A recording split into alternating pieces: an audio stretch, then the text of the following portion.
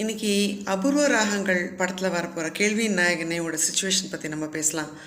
பாலச்சந்தர் மாதிரி கதையை ஒரு ஒரு சின்ன பாட்டிலே எல்லாத்தையும் சொல்கிற யுக்தி ரொம்ப எனக்கு பிடிக்கும்.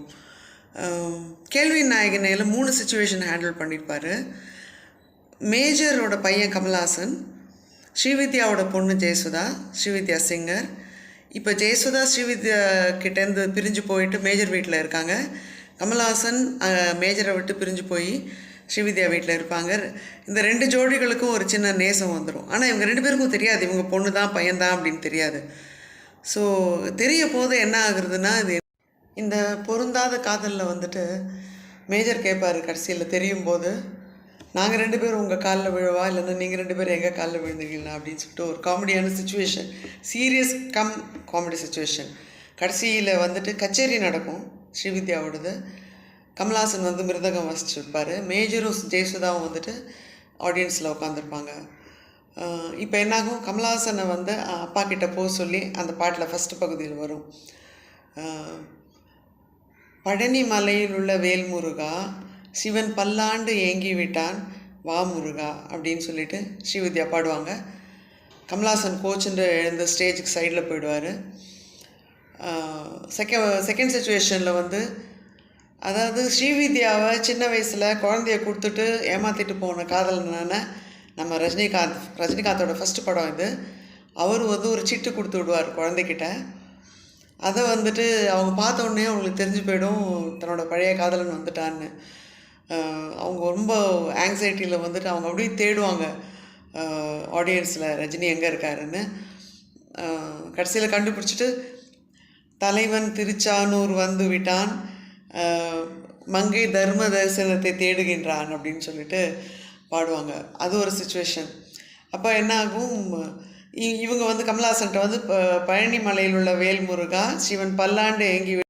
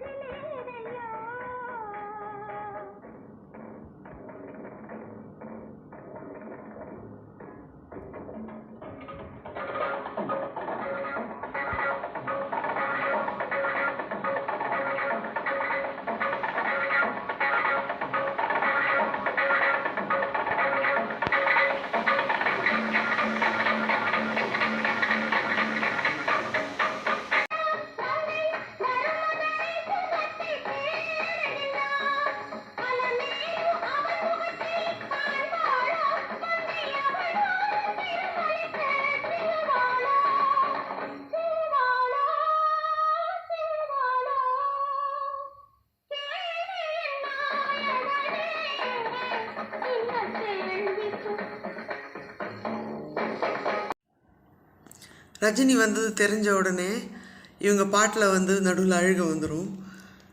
கேள்வி நாயகனே இந்த கேள்விக்கு அப்படின்னு சொல்லிட்டு நிறுத்தினோடனே பதிலேதையா ஜெயசுதா அதை பாடிட்டே அம்மா பக்கத்தில் உட்காந்துருவாங்க. கமல்ஹாசன் இன்னும் சைடில் தான் நின்றுட்டுருப்பார் கோவமா. அப்புறம் தான்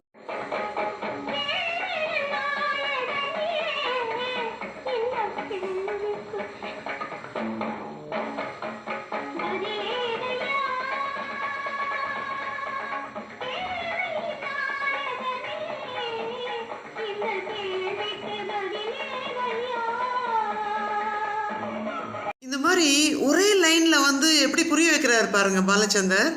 அது சொல்கிறத விட கவிஞர் தான் சொல்லணும்.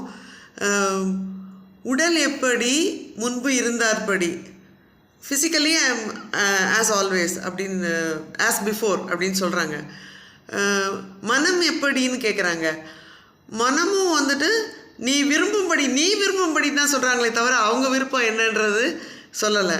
ஸோ இவங்க அப்போ தான் கேட்குறாங்க, உன் விருப்பம் என்னன்னு. இப்போ வந்துட்டு அம்மாவும் பொண்ணும் பேசிக்கிறாங்க. இவங்க வந்து உடல் எப்படி முன்பு இருந்தார்படி, மனம் எப்படி நீ விரும்பும்படி.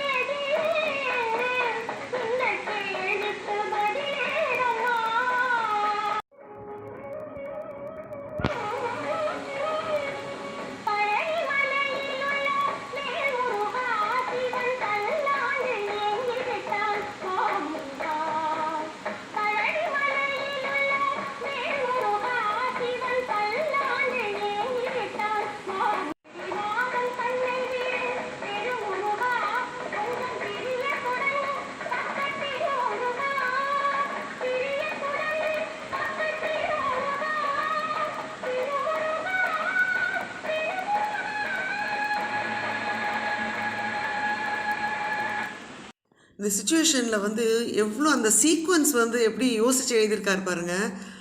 கமல்ஹாசன் வந்து கோச்சன் எழுந்து போனதுக்கு அப்புறமா தான் ரஜினி வருவார். கமல்ஹாசன் அங்கே உட்காந்துட்டு இருக்கச்சே ரஜினி வந்து நீ எழுந்து போன்னு சொல்கிற மாதிரி இருக்கக்கூடாது இல்லையா? ஸோ அதை யோசித்து ரஜினி கோச்சிட்டு போய் ஸ்டேஜில் நிற்பார். கமல்ஹாசன் கோச்சிட்டு போய் ஸ்டேஜ் சைடில் நிற்பார். ரஜினி வந்து சீட் கொடுத்து விடுவார். உடனே இவங்க பழைய காதலனை தேட ஆரம்பிச்சிருவாங்க. அதுக்கப்புறம் இந்த பாட்டு பாடினோடனே கமல்ஹாசன் இறங்கி போய் கொஞ்ச நேரம் அப்பா பக்கத்தில் நிற்பார். அப்பா அப்படியே ஏக்கமாக பார்ப்பார். உட்காந்த உடனே கையை பிடிச்சிப்பாங்க. அதுதான் அப்பாவும் பையனும் சேர்ந்துருவாங்க, அம்மா பொண்ணும் சேர்ந்துருவாங்க. கிளைமேக்ஸை வந்து எவ்வளோ அழகாக ஒரே பாட்டில் வந்துட்டு கொடுத்துட்டா இருப்பாருங்க Balachander. Hats off to him and hats off to Kannadasan and MS Viswanathan. 3 பேரும் சேர்ந்த டீம் ஒர்க் தான் இது.